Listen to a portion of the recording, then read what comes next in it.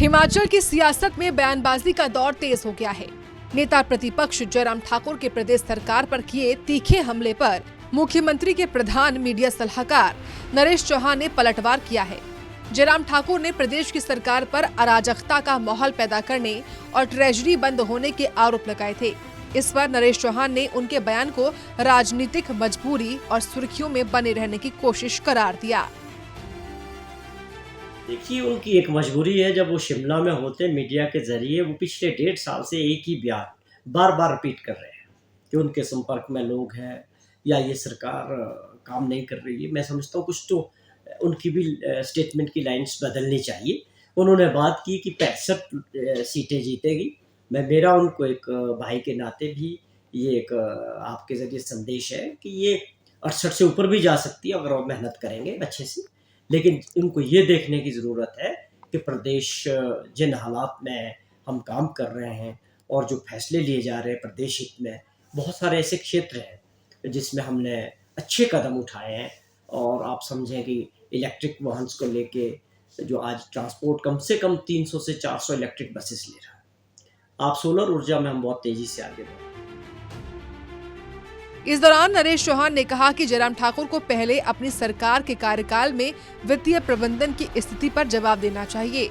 उन्होंने आरोप लगाया कि जयराम सरकार के समय बैंकों से लिए गए कर्ज और स्टेट और कांगड़ा कोऑपरेटिव बैंक की एनपीए में वृद्धि के कारण प्रदेश की वित्तीय हालत खराब हुई। विपक्ष के नेताजी जो है उनकी एक मजबूरी रहती है कि टाइम टू टाइम सरकार के खिलाफ तो बयानबाजी करना उनका, मुझे लगता है, एक मजबूरी है। जहाँ तक सवाल है जो वित्तीय हालत है, क्या जयराम जी ये बता सकते हैं कि जो उनका 5 साल का कार्यकाल रहा, उन्होंने कौन से कदम लिए प्रदेश की आर्थिक स्थिति को ठीक करने के लिए? और जब वो गए तो खजाना खाली करके गए और ऐसे हालात बना के गए कि आप समझे कि जयराम जी के टाइम में जो आज ये हालात बने हैं, बैंकों को तक का जो कर्जा है लोगों को किस तरह से बांटा गया। बैंकों की जो हमारे, आप समझे, स्टेट कोऑपरेटिव बैंक है या कांगड़ा कोऑपरेटिव बैंक है, इनकी जो एनपीए थी कांगड़ा कोऑपरेटिव बैंक की, पिछली सरकार के समय में वो तेजी से बढ़ी।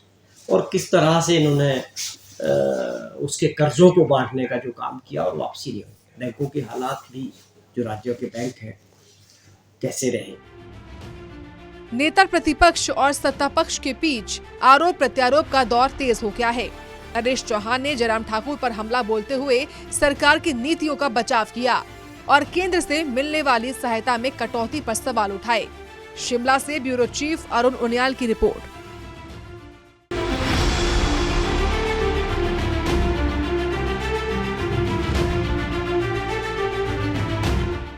हिमाचल की सियासत में बयानबाजी का दौर तेज हो गया है।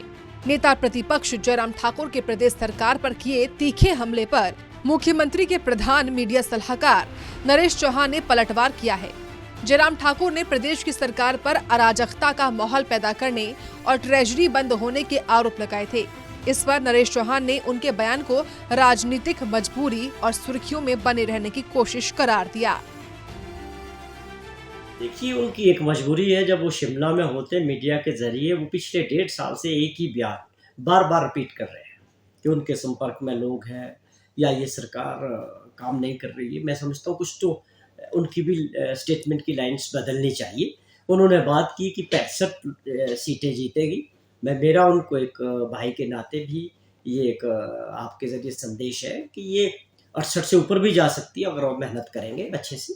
लेकिन इनको ये देखने की ज़रूरत है कि प्रदेश जिन हालात में हम काम कर रहे हैं और जो फैसले लिए जा रहे हैं प्रदेश हित में, बहुत सारे ऐसे क्षेत्र हैं जिसमें हमने अच्छे कदम उठाए हैं। और आप समझें कि इलेक्ट्रिक वाहन को लेके जो आज ट्रांसपोर्ट कम से कम 300 से 400 इलेक्ट्रिक बसेस ले रहा है।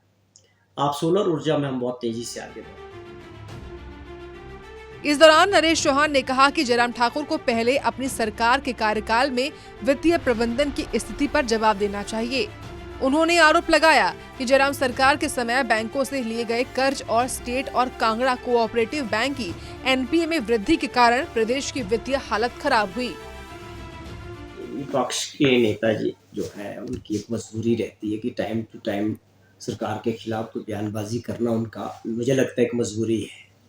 जहाँ तक सवाल है जो वित्तीय हालत है, क्या जयराम जी ये बता सकते हैं कि जो उनका 5 साल का कार्यकाल रहा, उन्होंने कौन से कदम लिए प्रदेश की आर्थिक स्थिति को ठीक करने के लिए?